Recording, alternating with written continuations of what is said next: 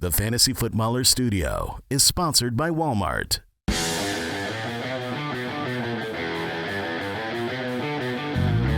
Welcome to the Fantasy Footballers Podcast with your hosts, Andy Holloway, Jason Moore, and Mike Wright.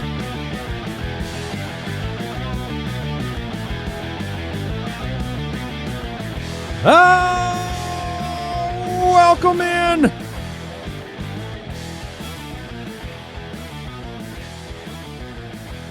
Monday, August 4th. That's right, Andy. It's a Monday, and the Fantasy Footballers Podcast is here. Monday, Tuesday, Wednesday, Thursday, Friday, from here on out. Every day. Some extra action on Sundays as the NFL season gets kicked off. We have been inundated with, Family Day, inter-squad scrimmage highlight films or low-light films. And highlight films? Well, it depends if you watched Caleb Williams. Oh, that was... I think I might be worried now. Just from that clip? No, if you haven't seen the clip, all of last year as well. Well, right. Well, this is what I was talking about earlier in the offseason. When I came in, I first started Caleb Williams for the UDK. I was very bullish. I loved everything around him, the offensive line, the weapons, Ben Johnson. And then after I did that, I watched every throw of his, and I went. And I was slow to accept your words. Now, the truth is I want to know what clip you're talking about because there's more than one. Oh, I'm talking about which one? The rolling out right? No. Oh, are you talking throwing into the net? Yeah, well, attempting to throw into the net and then missing 2/3 of his balls. Didn't hit the target. The target didn't hit the whole net. The entirety of the net. He was really mad, and then Here's the thing that I kind of got to on that. There's still obviously a tremendous amount of potential there for the Bears offense. For sure. I think I minimized some initial negativity around Caleb Williams earlier in the offseason because it was it's a play here, a play there. I even tweeted this last weekend about how annoyed I am with camp Twitter, right? Like every other refresh of my Twitter feed is J.J. McCarthy is a bust that is horrible, who throws only interceptions, to the next refresh, Hall of Famer, looks like Mahomes. He can't stop making great passes. His arm looks great. And so that was annoying me. And so I kind of dismissed the Caleb Williams thing. But then here's where I got to this weekend. I think the way I'm translating camp news and information is that I'm willing to accept good becomes better or good becomes a little bit worse. But I don't know if I'm willing to accept bad becomes good. Right, I don't think you can prove that this time of year. I don't know. That's it. You can only prove that on the NFL field in real games. Yeah, I'm fine with Tank Bigsby getting all the work. Maybe he looks really good. Okay, he was pretty good. Now he's better. I'm down with that. But I don't know if I'm willing to accept any non-NFL regular season game to prove bad becomes good. And Caleb was more on the bad side as a rookie than he was good. And so the question is, can you accept bad stays bad? Yes. There's been a lot of Quentin Johnson drops. I mean, he's had some highlights, but he's also definitely had a lot of of highlights. Yeah, but I mean, I think he's a confusing player to begin with because he's going to get a ton of work. He did do stuff on the field last year for the Chargers that was valuable, scoring.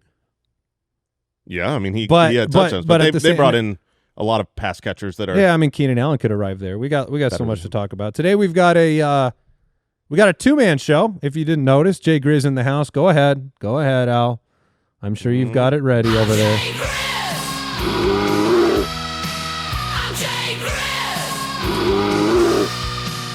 Mike will be back tomorrow for the Ice and Fire episode, which is a fan favorite and one of our favorite shows. But yeah, it was appropriate. Jay Grizz gets his song once August begins. Couple of headlines before we get into it. We got a top 10 quarterback show today. We got mailbag if we have some time. We've got a big announcement to make. We've got news to talk about. And we've got the Ultimate Draft Kit, which is available right now at ultimatedraftkit.com.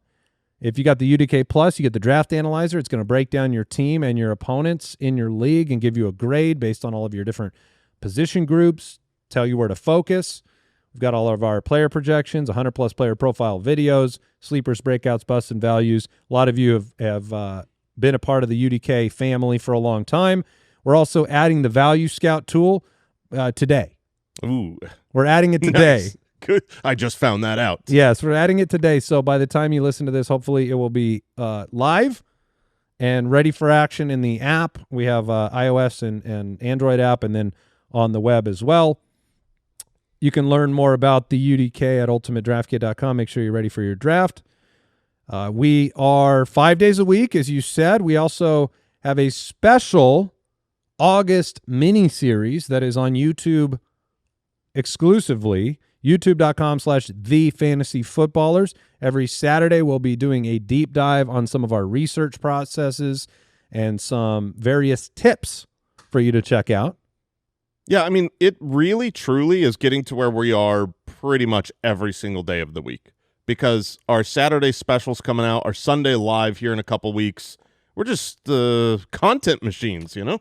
Yes. We plug into the Matrix and produce content all the time thanks to this awesome team that we've got. And here's the announcement.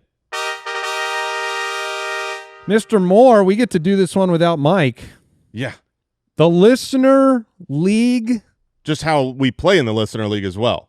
It's like, Mike's usually, it's you and straggling behind yes. in the, in the leaderboard. We're all making the playoffs. Is that what you call the standings in our Listener League? The leaderboard? That's what I call it the leaderboard? I call it the You're leaderboard. doing okay this morning? You know what? It is morning shows now, Jason. First morning Did you have show your in a coffee? long time. I did have a coffee. I had a very I'm large atop coffee. the leaderboard in my league. Have you won the championship in the Listener League? No. Oh, okay. Well, I've won twice. Okay. I've won twice, so Don't come at me for that's morning, a leaderboard morning now. Brain. Yeah. Anyways, if you want to join our Listener League, we are opening up submissions right now. 1 week. We accept it only for this week, and we're only going to talk about it right now, so listen up. It's Listener League at fantasyfootballers.com. That's where you're going to email your submission. If you make a cool video, you do something cool. It is always humbling and awesome to see, the hundreds of requests, and we'll have a great year. Also, if you, for some reason, submit something awesome and you just don't make it in, because obviously we make it a 14-team league. Yep. Just so we can have more and more people in. We will have the Megala Bowl coming out soon, and if you win that, you're also in the Listener League. So lots of cool things. But if you want to play with us this year in our Listener League we talk about on the show, send your submission to listenerleague at fantasyfootballers.com. And since Mike's not here, I'll say what Mike usually says, which is don't send us this big Don't give us your leaderboard resume, as Jason would say. Yeah, don't give us your how well you've done in all your leagues. Just send us something unique. Mm-hmm. Don't send us a 2-paragraph essay. We can barely read. We want cool people. We want to play with fun people. So we've had really neat things over the years, videos. This is where we creativity. This is where we met Brooks. Yeah. Through the Listener League. We met Brian Ketchum, the Biggest Loser, through the Listener League. We've had a lot of so 1 week. Yeah, a lot of people part of this show through that. It's a good time. One more time, Listener League. If you win the Listener League, you come back for the following year. That is right. Listener League at fantasyfootballers.com. Yep. All right, let's talk some news. News and notes from around the league, presented by Progressive Insurance. All right, we have James Cook now standing on business. Yeah. Business time for James Cook. He is not practicing Sunday, Monday due to business. Mm-hmm. And he's got an injured business. Yeah, he has a sore business. We also got the word from Billy Beane, the general manager of the Bills, that he was blindsided by Cook's sudden opting out of practice, which I mean, blindsided. Well, he had been there. He had been there and practicing. Then all of a sudden one day he just goes, "No, I'm not playing anymore." Okay. So it's not one of those like. Are you shocked that he's holding in? Yes, in this form, yes. Not in. If you had told me he was going to hold in, and he had done that since the beginning of camp, a la Terry McLaurin style or whatever, like, okay. But just randomly, like being there and practicing and doing a bunch of stuff. He wanted to show them what they had, and then be like, "Oh yeah, now got you a little don't get taste. it." You get Yeah, a little taste." Exactly. Okay. So yeah, James Cook wants money. That makes sense. He's due for a contract extension. I don't think it gets done. We talked about it on the Dynasty show, that there are some contracts you have to just kind of project in Dynasty. Like, I think Kyren Williams' deal will get done. I don't believe James Cook's will, but, you know. By the way, I think I said Billy Bean, not the Moneyball GM. It's Brandon Bean for the Bills. You see, the Bills, Brandon Bean for general manager. Okay. I didn't correct you. You never seen Moneyball? Listen to you. I did, yeah. All right. Khalil Shakir, week to week with a high ankle sprain. Not just him. Josh Palmer. With groin injury. That depth chart there that was already. Yeah, is this your plan to get Keon Coleman more activity in the offense? I mean, it's kind of mean. It's good news for Keon Coleman for the opportunity. I still believe he's the only player there that has any chance of a breakout. I don't believe the breakout is going to happen, but at least he has more opportunity to, develop a rapport with Josh Allen. Elijah Moore is there, and honestly, if you're talking about Khalil Shakir, that player would be more of an Elijah Moore type Curtis Samuel? Yeah, Curtis Samuel, although I believe he is currently injured as well. He's always injured. Yes, he is. Yeah, Sean McVay, Matthew Stafford. This is getting scarier. Is it scaring you? It is. The Rams, he's been navigating a back injury again. The word from camp seems to be like eventually he's going to be back out there and playing. Right. I hope so. It hasn't been like ominous from them other than the absence of Stafford, but he's a veteran. He's second oldest quarterback in football, I believe. You knew that he wasn't going to play any preseason. None of the Rams play preseason games, but they do really value their inter-team scrimmages, and Stafford is not taking part in those. And then there was the rumor, I'll call it a rumor. I didn't see any confirmed for sure report, but it seemed like it was going around that he had another doctor visit. And you don't do that when you're in the recovery process that is expected and the timeline. Like, okay, he went to seek another doctor. So I'm getting a little scared. Yeah, the last quote from McVay, looking forward to getting him and easing him back into football, hopefully in the near future. Yeah, there's a little worry there. Groinindex.com has been active. A week ago, we talked about like there was nobody on it. And I think it was like cursed some groins out there. Some groins are hurting. Tucker Kraft, groin injury. Guess he's been practicing through it. They gave him a couple days off. TJ Hawkinson, groin injury. Mm-hmm. Michael Pittman, groin city. Joshua Palmer was a groin.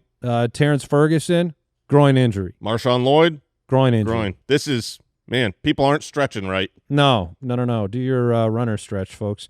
A.J. Brown. Is that the butterfly? Oh, yeah, that would help the stretch, groin. Yeah, sorry about that. A.J. Brown dealing with a hamstring injury. He basically swapped spots with Devonta Smith, who came back to practice. It's like they both can't be back, so that's what it is. A.J. Brown, hamstring injury. A lot of soft tissue issues in the camp season, and that includes Cam Scatterbu, who aggravated his hamstring injury, but the MRI was optimistic as of this morning. Now, fill me in here. Yes. When I feel like when you get a hamstring injury, you don't always get an MRI.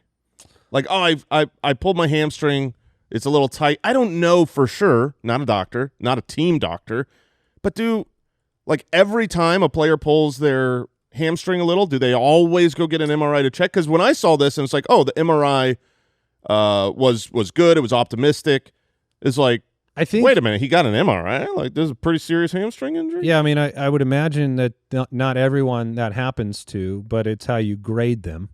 So they probably, with the re-aggravation, wanted to see how bad it is. He got like a C+. No, not quite. Okay. Not quite. But, yeah, I mean, I think they're hoping to have him back. He's been making a lot of plays in camp. You're a big Scatterbu fan. I am a huge Scatterbu fan. I think he's fantastic, and I believe that every analyst, when you watch the film in college, you're just like, wow, no one can tackle him. I mean, you look at his numbers, and they are legitimately Christian McCaffrey-esque.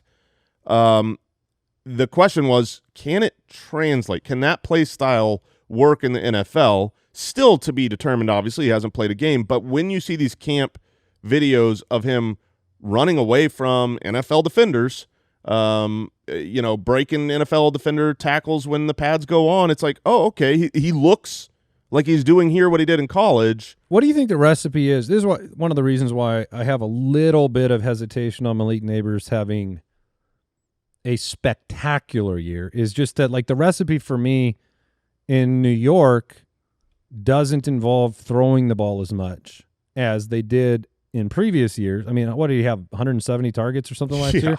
So it's like, and I believe that was with missed games. Yeah, and so you're looking at a defense that looks pretty good, right? And then you've got a running game they're trying to develop with Tracy and Scattaboo, and I wouldn't want Russell Wilson throwing it as much. And so I just wonder if their recipe is not – like, touchdowns weren't a part of the Neighbors equation. It was massive, massive, massive target volume. It leaves me a little bit – like, actually, Neighbors and Brian Thomas, I have a little bit of hesitation on both of them, not because of talent, but because of situations. Like, Travis Hunter has been unbelievable in Jacksonville. Do you have any worry about Brian Thomas? Because Travis Hunter, I mean, for a lot of reports, is the best wide receiver in camp. I would say that. It's like, how do you bring that kind of a guy in there and not I mean, they had no Kirk, no Ingram. Thomas got all the volume. Trevor Lawrence missed time when Thomas was the best. Like, it gives me. Brian Thomas has more worry because of Travis Hunter, certainly. Malik Neighbors, I have 0.0 worry. I mean, my worry meter on him is so low. You're right. It was 170 targets with 2 missed games, and they will definitely not want to throw as much. But that's, are they a good team? Are they going to be winning games? Are they going to be losing games? The first half, they're going to try to establish it, have a good defense, run the ball. But I remember when we were going through our divisional breakdown, I believe they have like very few games this season where they're even favored. And so by the end of the game, they're going to need to throw the ball a lot. When they do, there's no one to throw the ball to other than Malik Neighbors, who had a 35% target share last year. That's the thing. It's like, obviously, I think Neighbors is one of the best talents in the game. I guess I just mean, like, are Brian Thomas and Malik Neighbors in contention for you and finishing top 3?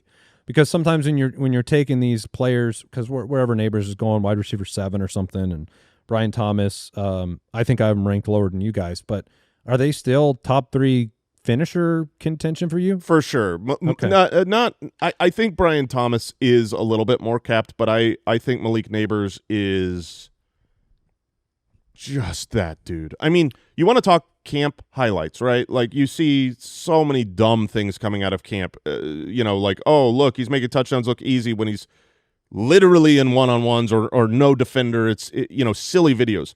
But then you watch, I am seeing so many different touchdown celebrations and touchdown scores and toe tap touchdowns and touchdown from Malik Neighbors in camp. And they're not all coming in like red zone drills. He is special. He's just so good. I'm looking at this because I want to look points per game because he missed time last year. He was 8th in points per game on 170 targets. So, like, from a target perspective, you see the differential between, like, him and Chase had the same amount of targets, basically. But Chase had 17 touchdowns. He had 7. Yeah, I mean, it's just like they're not. I mean, like you said, they're going to be down, but that doesn't mean that. That also means they're not going to score a lot of points. It just makes me wonder if that 7-8 territory is kind of where he's going to be. They are favored. I don't have any doubt that. I mean, I don't have him ranked in the top 3. I think he'll be closer to 7 or 8 this year because I don't believe he is going to have double-digit touchdowns. But there is a world here. They're only favored in 1 game the entire season. How many games does Russell Wilson start? Well, that's another thing that's going to happen. They're going to change quarterbacks. They're going to change quarterbacks, but they really don't want to bring Jackson Dart in. I mean, that's their hope. Oh, is this your Jameis story? Is this your Jameis story? Can you even fathom? Jerry Jeudy was the wide receiver 4 in points per game with Jameis. Malik Neighbors? Dude. Oh, man. You love Jameis. Oh, I love him for fantasy. Have we talked about Terry McLaurin requesting a trade? We have not. I mean, we have, but we haven't on the show. So not only him, but Micah Parsons as well. But McLaurin's relevant to this situation here. He's formally requested a trade. It's not likely he'll be traded. That feels like a threat. Like Micah Parsons feels like, I am not a Cowboy anymore. He came out and posted publicly. He'll be a Cowboy. I think he'll be a Cowboy. We've been here. Trey Hendrickson. I mean, he's in camp now. Like, he's He requested a trade months ago. It's very, very rare for these guys to get traded in these situations. Yes, it is. I mean, we saw Von Miller got traded in one of these situations, but I do think Micah Parsons leaves. Oh, I don't. But Terry McLaurin, I don't think anyone in the world believes is getting traded. If he does, the implications are huge for Jayden Daniels, for Deebo Samuel, for Zach Ertz. If he were to depart, that is going to massive fantasy. Yeah, that's just going to hurt your Jayden Daniels upside a lot. Yeah, not that they don't have other players that I think that are pretty talented and he can get a lot done with the legs and everything. But that would suck. I mean, you need a premier wide receiver. Yeah, I would imagine the only way they traded him is if they were to go get another premium wide receiver that's younger. But I think they're in a terrible spot too. Washington. Like, this is a 30-year-old wide receiver that wants to break the bank. He wants DK Metcalf money. I would pay him DK Metcalf money, all front-loaded in the first 2 years of his contract. His per year should be astronomical. So he can be proud of it? So he can be proud of it. He can say and get a lot of money, but then he should have no money guaranteed 3 years from now. He's going to be too old, and then you'll have to pay for Jayden. At least all indicators right now is they have no interest in trading him. So there you go. That was today's News and Notes, sponsored by Progressive Insurance. Quote today at progressive.com. Progressive Casualty Insurance Company, affiliates, and third-party insurers, not available in all states or situations. Coverage subject to policy terms, limits, and conditions. We are going to take a quick break, and we'll get into the countdown, Jay. It's time to talk quarterbacks.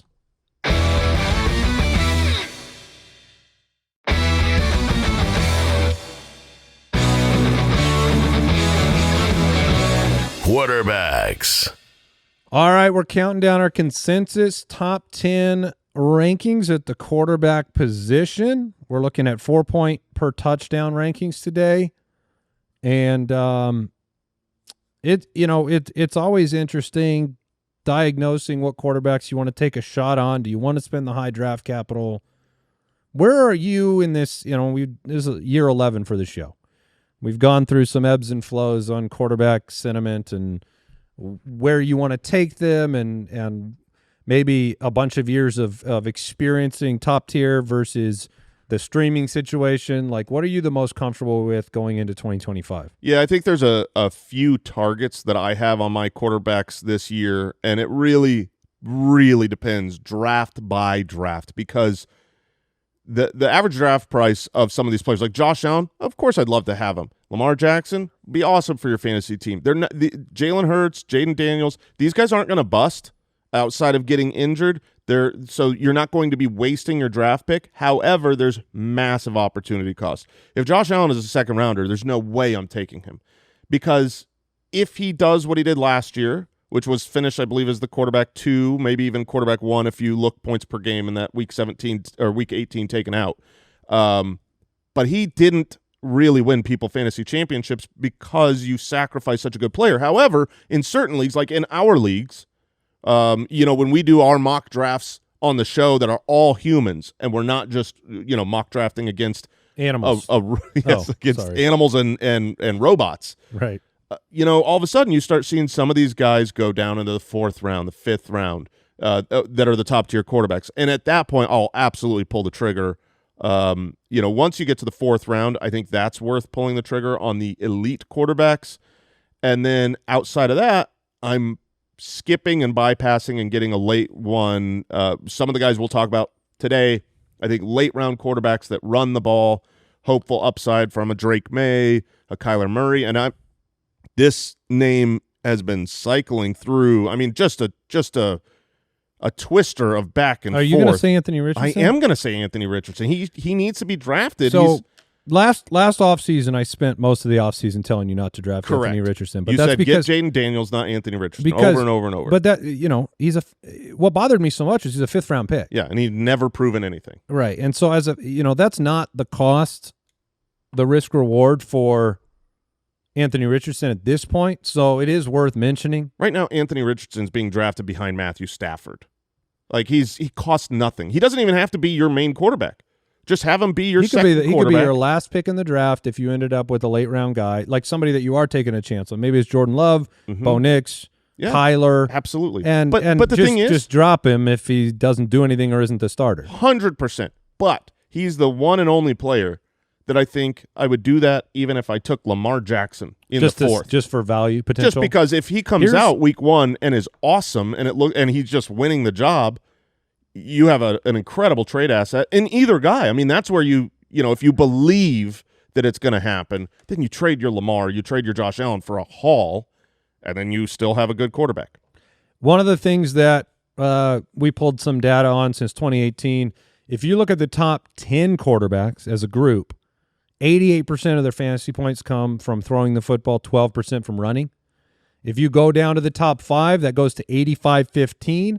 If you look at the number 1 quarterback since 2018, it goes to 79-21 in terms of fantasy points come from running the football. So, the one thing I might take issue with your comments about Richardson on is if he's awesome, because maybe he's not awesome for football, but he's awesome for fantasy. Well, that's what I mean. Yeah, no, I know. It's just like he could be one of those guys that's mediocre as a NFL quarterback, which I think he is, but come out there, and as long as he's a starter, he could give you some value.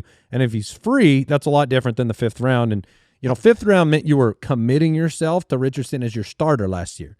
That was the problem, too, is like you don't even get another choice. You're spending such a high pick. Yeah. And it buries your season. I mean, if you take a 4th, 5th, 6th round quarterback, you're now saying you're my starter, and if that player stinks for the first 3 or 4 weeks, you're in a huge hole.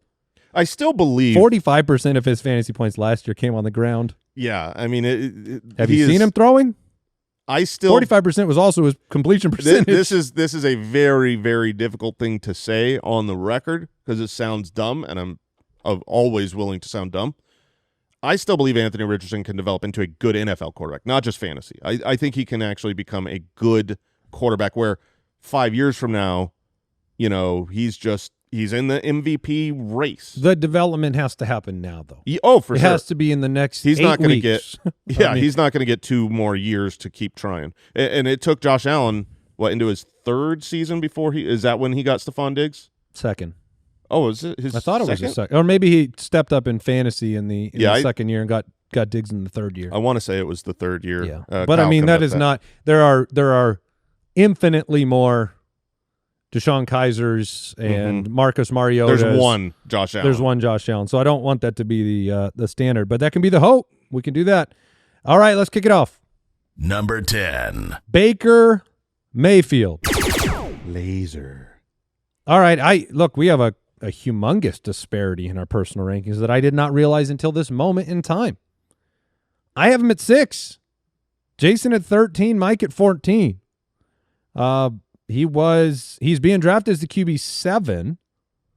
I have said it, and I guess I'll say it again. I am totally comfortable with 7th round Baker Mayfield, every week starter Baker Mayfield. We've talked ad nauseum about our views on his history versus his recent history. I love him. Egbuka. You got Evans, Godwin, McMillan, Otten, White, Irving, who had an impressive camp wheel route diving catch the other day. He can catch the football. Look, I just love their offense. I love the new Baker. This is the quarterback 3 last year, quarterback 10 the year before.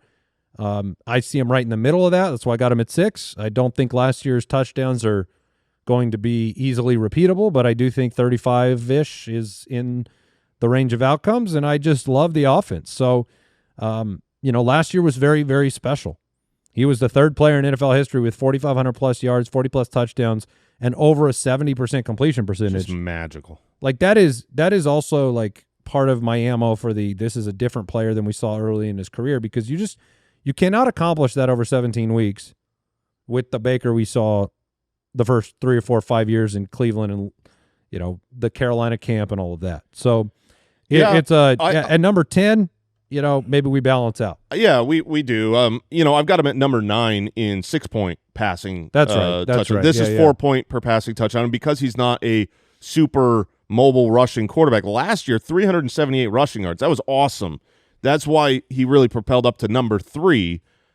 But that is the outlier, and that is not a system thing. Like, maybe he leveled up as a passer. He leveled up in this system. He's gotten used to his weapons in Tampa Bay. I can totally agree with the argument that as a passer, he's just better. He's not old Baker career stats, but there's no way that at this age he just leveled up as a rushing. He didn't rush more.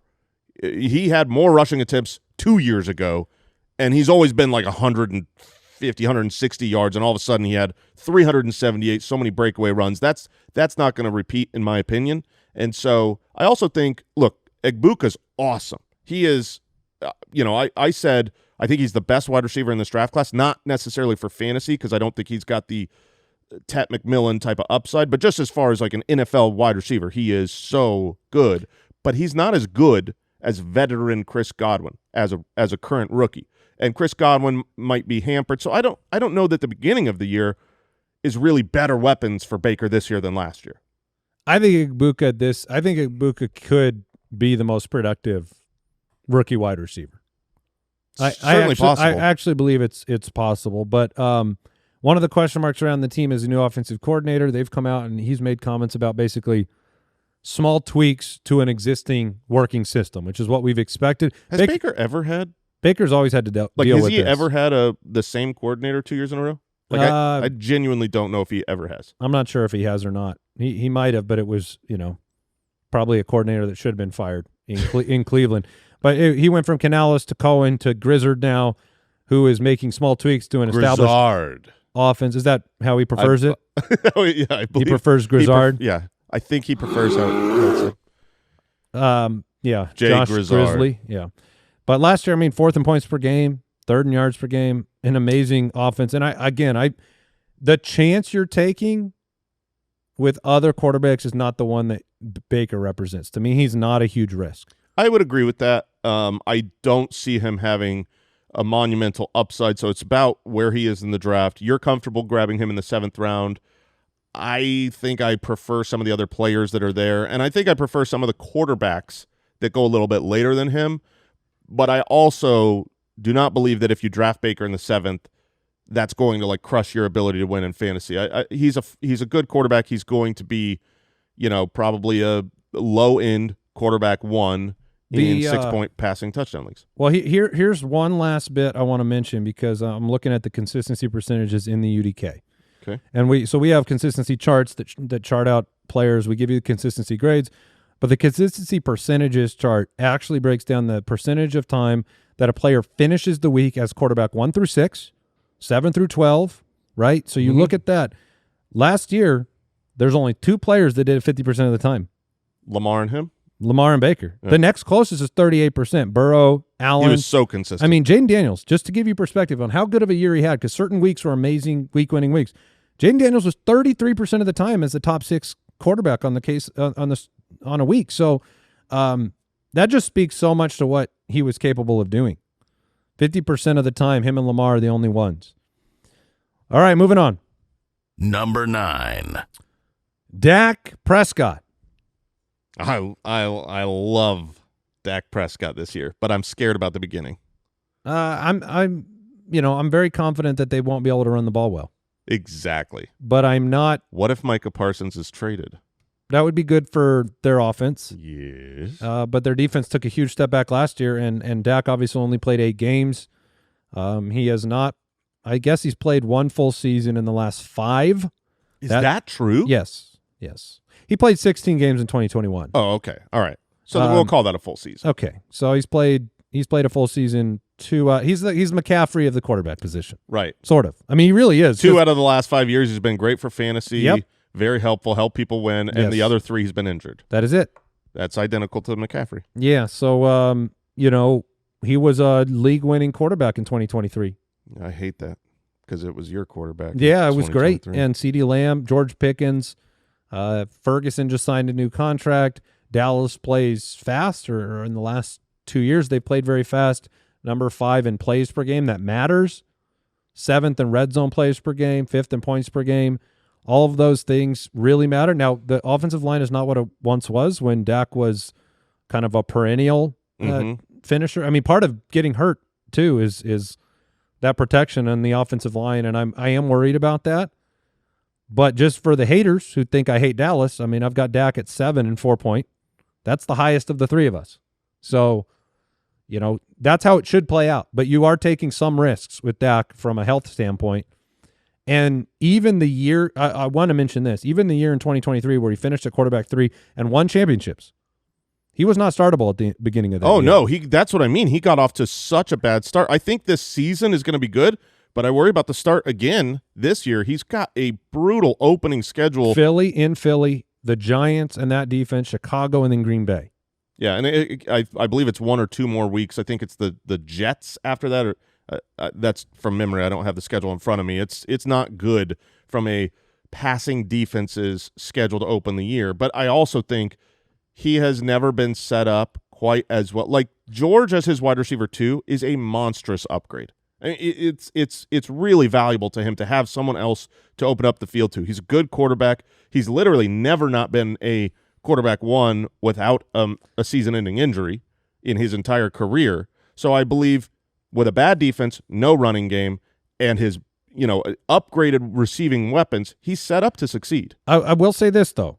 If you look at last year, he was not going to be a top quarterback. That's why he got injured. He's like, I got to keep this. I was going to say, that's a good way out, but, it was a bad run. I mean, he had a number 1 overall game against Baltimore in week 3, but outside of that, 22, 15, 11, 12, 28, 18, 22, and these are games against, Atlanta, New Orleans. He was middle of the pack. So even with I know George represents a lot to you guys, but it was not with the offensive line issues. I think you might have seen a little bit of a prequel last year. That's my worry about him. Let's talk about somebody else we constantly worry about. Number 8. Kyler Murray. I hate talking about Kyler. Yes, Kyler. As a Cardinal fan, that's why. Kyler is, I would say, 3 years into. He's been frustrating for fantasy players for 3 straight years. Yeah, he sucked last year. He was the quarterback 10. He finished as the quarterback 10. But if you had to watch him play football, it was 20 in your heart. Maddening. He was a C in consistency. He would have great games, look awesome, and then the next week it's like, I don't know, man. I don't know if it's the Call of Duty thing. I'm pretty worried about Kyler because I think the team learned a little bit of a recipe last year. Run the ball. And I think, James Conner, we didn't mention it in the news, James Conner coming out talking about him and Trey Benson being RB1s together. If you listen to the offensive coordinator and head coach, they don't seem to think that's the way it's going to be, but they are going to commit to the run. They've got a defense that has a chance to take a step forward. And the one thing that concerns me, and this is somebody, I like Marvin a lot this year for the value. But why do I worry about Marvin? I don't worry about Marvin for his talent, ability, route running, physicality, any of it. I think Marvin is more than capable of a huge season. I worry about Kyler. You rarely see Kyler get into kind of that flow state as a quarterback and go back to back to back to the same wide receiver. It's been a while since we've seen that level of effectiveness. You can go back to Hopkins, basically. He had it going with Hopkins, but it's been a minute. Yeah, it has. That being said, his draft price reflects the frustration of the last few years. He finished as the quarterback 10 last year in what we think was a bad year. He didn't have a good receiving core, and obviously rookie Marvin Harrison wasn't ready. Sophomore Marvin Harrison looks pretty darn good in camp. He's bulked up in size. He's catching everything. He's got McBride out there.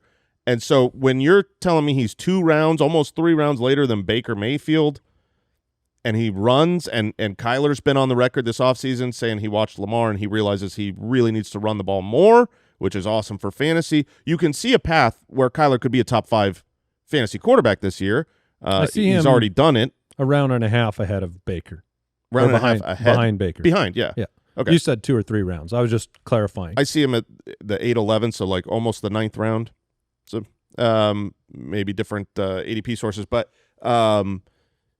so to me, the value on Kyler as a later quarterback who is mobile, and if things click, if he does run the ball more, he's got the ability to. Like if Kyler, as a Cardinal fan, we have, I think, for years been like, why don't you run the ball more? It's like his superpower, and he doesn't use it the way that Lamar uses his, the way that, and it's not like Lamar is Josh Allen or Jalen Hurts, one of these big, humongous guys.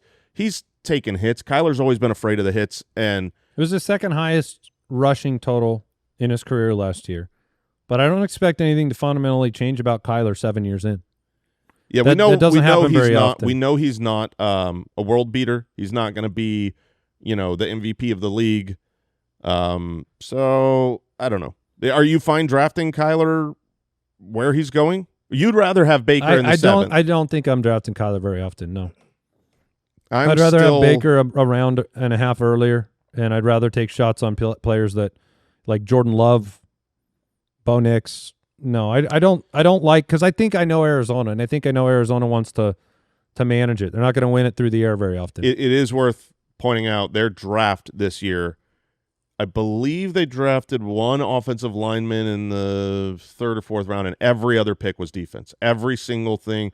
What they did in the free agency was go and sign Calais Campbell and Sweat. You're 100% right. What they desire to do is to be a defensive team. Well, I mean, look, you're outside of Marvin Harrison. Who are your wide receivers? Zay Jones gets talked about right now.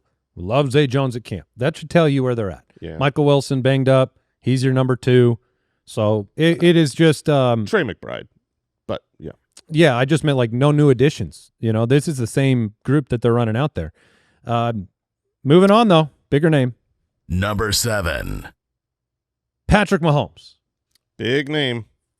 It looks like I'm the lowest in 4-point on Patrick Mahomes at 11. I wish it was me. I don't like having him at 7, I'll be honest. This is the most undraftable quarterback on our list. I am not drafting Patrick Mahomes in the 6th round. I'm not doing that. Patrick Mahomes. I can wait a round and get Baker. This is where you need context. 11% of the time last year, Patrick Mahomes had a quarterback 1 to 6 finish. That would be one game. His consistency percentage was rated an F. He was how low does our scale go though? It's F is the lowest. Okay. We don't give out F minuses. If we did, Patrick Mahomes would have it. And here's the craziest part. Patrick Mahomes was the quarterback 11 last year. Okay, so at the end of the year, he's going to have enough stats accumulated to have a decent season. We've talked about it in the past. Phillip Rivers did this year after year after year after year. He'd play the whole season.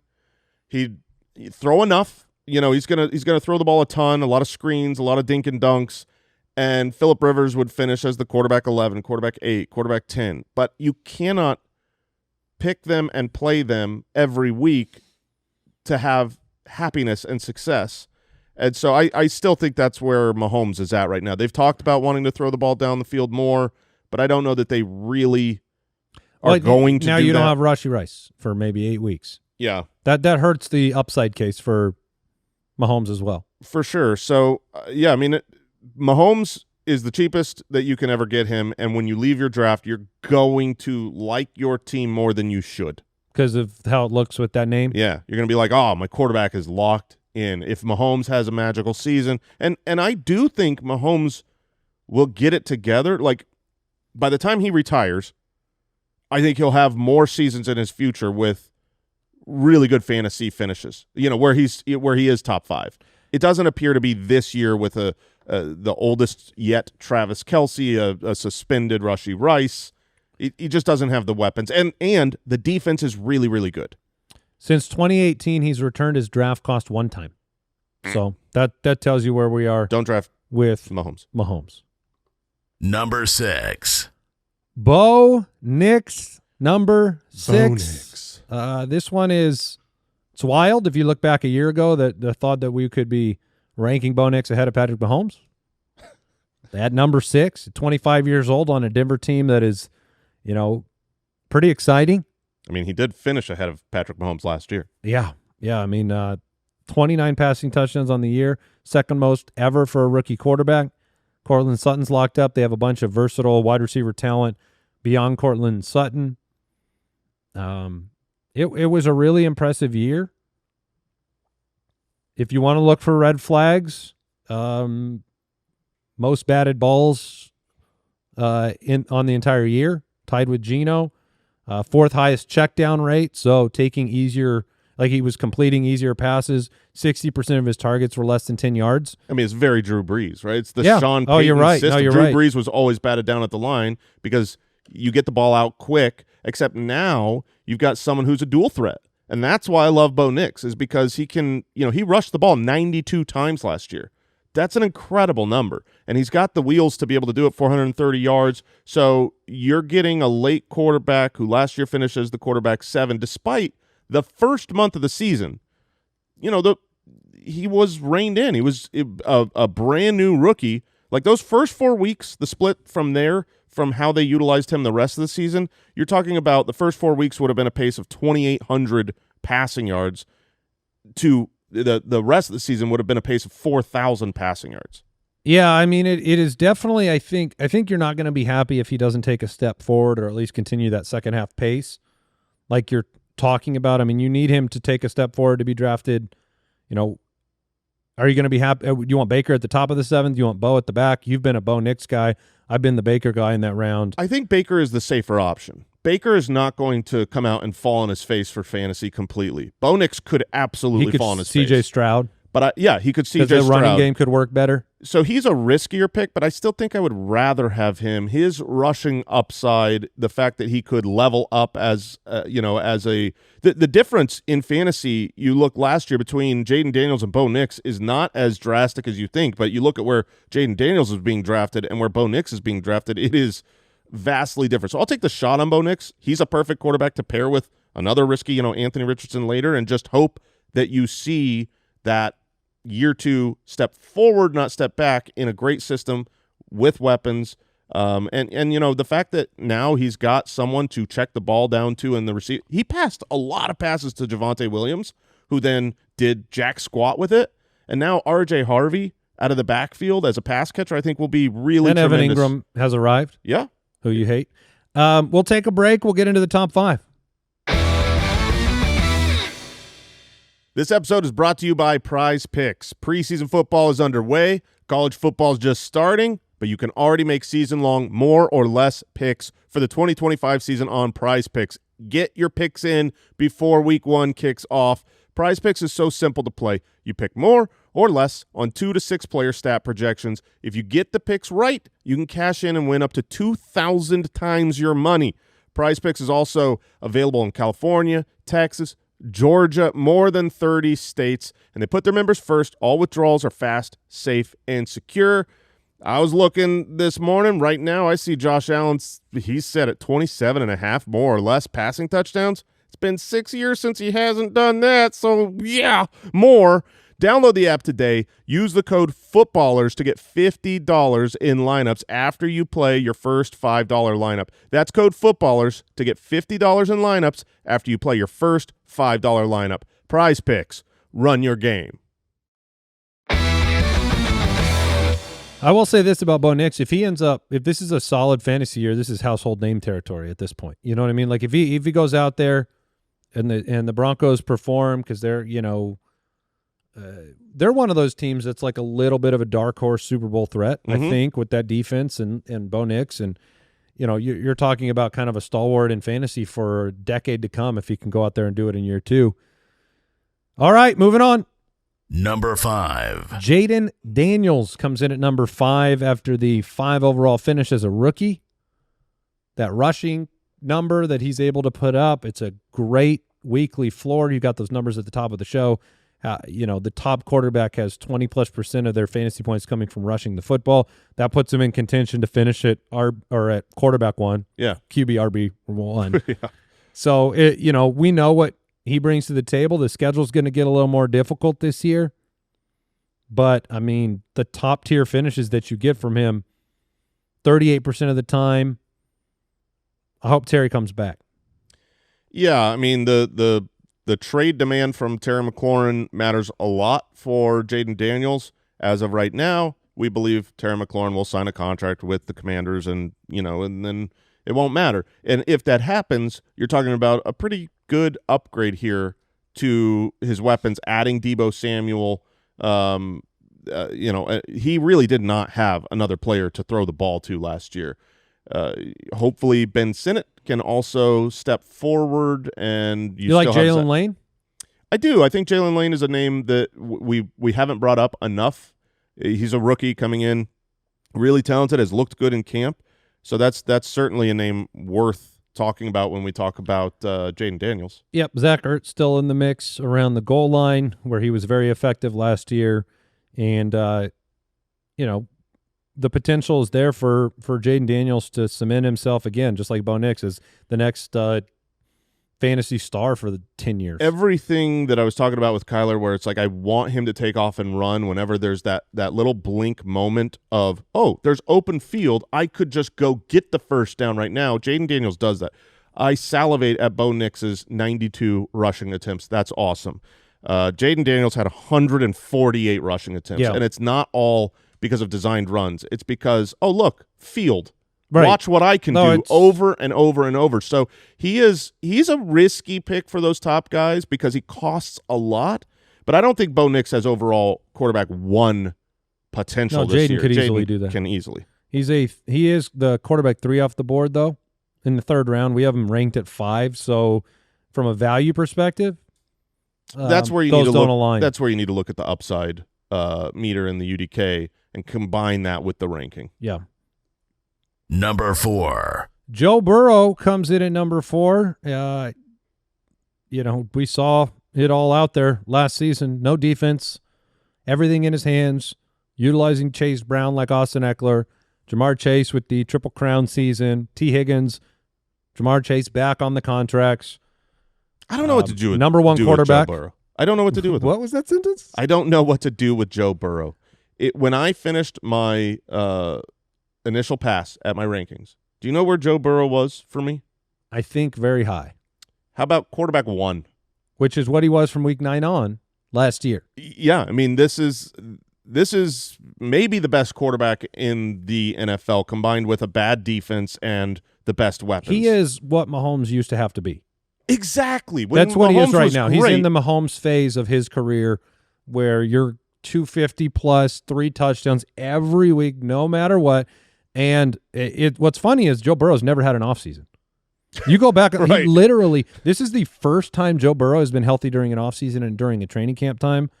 Bengals fans go knock on wood. This is the first time it's ever happened, and he's going into year 6, so that's pretty wild. Yeah, and they. I think the Patrick Mahomes thing you're bringing up is a really good way to look at it. Like if you were to, it makes me more comfortable with him. It does. If you were to swap Mahomes and Burrow right now, teams, I would love Patrick Mahomes. If you're telling me he's playing on a team with no defense and he's got T. Higgins and Jamar Chase and Chase Brown out of the backfield, go get him.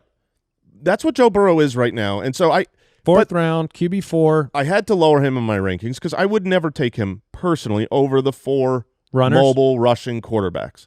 And so he was too high, and I just don't like spending. I mean, you look at Baker versus Joe Burrow, and you go, okay, what's the gap there? Baker just threw for 40 touchdowns and well over 4,000 yards is very similar to Burrow. The problem of putting Burrow on your team right now is that Jalen Hurts is a 4th-round pick too. Yeah. And, you ended up with Jalen Hurts in your most recent mock. And I took him over Joe Burrow, and I did that with T. Higgins on the roster. Well, that's what I was going to say. That would be the differentiator to me. If I'm sitting in the 4th round and I had Higgins or Chase, I'm taking Burrow over Hurts. I'm just going to do that because I like having a good time. The stack is so fun. That's the most fun time you can have. Yeah. That's fair. So I would do that, but again, I will highlight. Look, you're a 200-yard rusher at best. So if you don't throw 40, you're not happy with where you draft Joe Burrow. He's so expensive for a pocket passer. He's just a good bet to throw 40. As good a bet of any money of any money bunny. He's as good of a bet as anybody. Number 3. There is Jalen Hurts. Jalen Hurts is kind of a machine, and he was a quarterback 9 last year, missed 2 games. Obviously, it was Saquon's incredible season, right? You depended on Saquon. The defense is fabulous. That's one of the bigger points against Jalen Hurts is the defense is so good that you need to do your damage in the first half, or you did last year. But there is a lot of margin for the passing volume to go up, for for Jalen Hurts to need to throw it more, and then he has the weapons to do it. So, it's not 2022 where he's 25 points a game. He's been at 21 for 3 of the last 4 years. That's what you can kind of expect from Jalen Hurts, and that's great. Yeah, that's fine, and he is not going to cost you a second-round pick like Josh Allen, but he won't be too far away from Josh Allen in fantasy points. Like, if I had to get a second-round running back and Jalen Hurts versus a fourth-round running back and Josh Allen, I will clearly take the Jalen Hurts side. So I think roster construction, fantasy football strategy, that matters a lot. Jalen Hurts is pretty much a lock for 10 rushing touchdowns. The tush push has gone nowhere. And when I say a lock for 10, it's probably a lock for 15 rushing touchdowns. We don't know. Saquon scares me on both sides, right? Because obviously if he does what he did last year and get close to breaking the rushing yardage record and, go out there and run the ball for 2,000 yards, that's going to hurt Jalen Hurts. But at the same time, that workload he had at his age, if Saquon were to go out and get injured and you've got to throw the ball more, the passing work really can go up this year despite having a good defense. So I just like talented players. Jalen Hurts is talented. He's got a great receiving core. I wish their defense wasn't as good, but I'm totally down taking Jalen Hurts. Number 2. Well, I've got him at 1. Mike has him at 1. Jason at 3. So he comes in at 2 in our consensus rankings. It's Josh Allen, also a machine. Excellent. The Stallion himself. He is the QB1 off the board in ADP right now. He is the most consistent thing in fantasy football possible at quarterback. You've seen it for 6 full years now. The last 4, even with the James Cook explosion, the rushing game, the change in philosophies, he's still barely underneath his points per game of his number 1 overall finish in 2023. It was the MVP of football, and so he's expensive, right? He's going to be a late second-round pick. If you want him, you got to spend up. Starts the year against Baltimore and the Jets on the road. But Josh Allen is he's very, very safe. He's just not a value. Yeah, it's funny. I can't imagine drafting Josh Allen in fantasy football right now. I would love to have Josh Allen in fantasy football. I just don't want to sacrifice a second-round pick. So, again, pay attention to your draft. If your league is pushing quarterbacks a little bit later, another round or two, go ahead and grab Josh Allen, when he becomes a value, when there's a drop-off in the elite running back and wide receivers. I personally can't see taking him over Lamar Jackson. I think that if you look at how Lamar Jackson has leveled up in his system and how Josh Allen has leveled down in his system, just from a statistic accumulation standpoint, like, we know the Bills really, really, really want to run the ball, and they've done that. Like, Josh Allen threw for 3,700 yards this last year. The new system has really incentivized that. He doesn't have great weapons. Lamar Jackson, I think he's going to throw for 4,000. Josh Allen has gone down in that category. The rushing yardage, you're talking about Josh Allen being at, mid 500s probably, whereas Lamar Jackson could push 1,000 or should be in the 800s. Yeah, I mean, Allen's going to have double-digit rushing touchdowns. That's not something that's true. Lamar's guaranteed to have. I will say this, like, the bust rate, like, for Josh Allen went way, way up last year. So even though the fantasy finish was pretty good, points per game was pretty good, he had a 25% bust rate, which was the highest since his rookie year, and way higher than the year before, which was only 6% of the time. So even though the great was great, you definitely had a drop-off at times, whereas Lamar, number 1. Lamar Jackson was with Baker as 50% of the time finishing in the top 6 at the position. He was so good. That's delightful, and he was the second highest points per game of his career, going back to his MVP season in 2019, which was 27.7 per game. Last year he was 25.3 per game. He is also drafted behind Josh Allen by, a few picks at least, and it was his most consistent fantasy season of all time. 16 finishes in the top 12.